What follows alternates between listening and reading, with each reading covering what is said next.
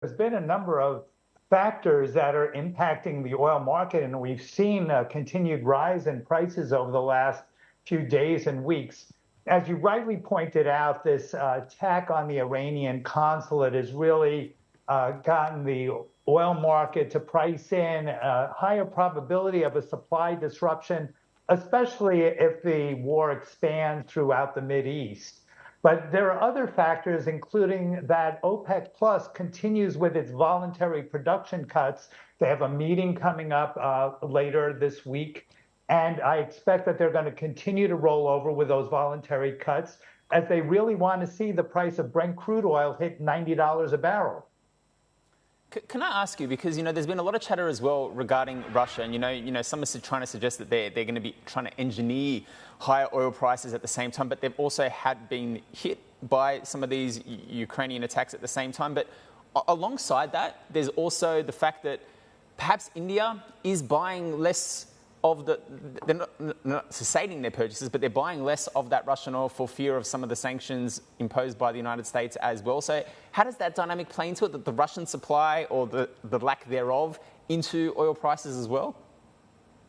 Well, I think there are a couple of things happening. Ukraine has attacked nearly 1/3 of the Russian oil refining capacity, and they've damaged close to 1 million barrels a day of that capacity. What that means is that, first, Russia has less diesel to export to the world oil market. At the same time, we're seeing Russia to start importing small amounts of gasoline from Belarus.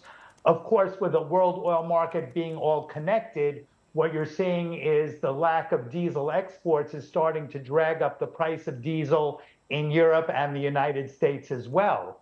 If we turn to the U.S. and sanctions on not only Russian crude oil sales, but on Russian tankers, we're starting to see an effect that is leading the Indian refiners to really shun those Russian tankers, and they're starting to look for alternative supplies. This has actually forced Russia to turn to China for additional sales of their crude oil.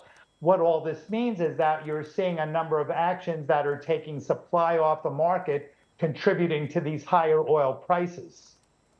But is Russia getting enough bang for the buck in terms of the supplies they're sending out to China? And is China demand for Russian oil growing, Andy? Well, I do think that these higher oil prices are leading Russia to increase their revenues as they bust through that $60 per barrel price cap. And of course, we do continue to see these sales into China as well as into India. What I would say is one of the ramifications of these higher oil prices is just this afternoon, the United States announced that its strategic petroleum reserve purchases for another 3 million barrels are going to be canceled in August and September.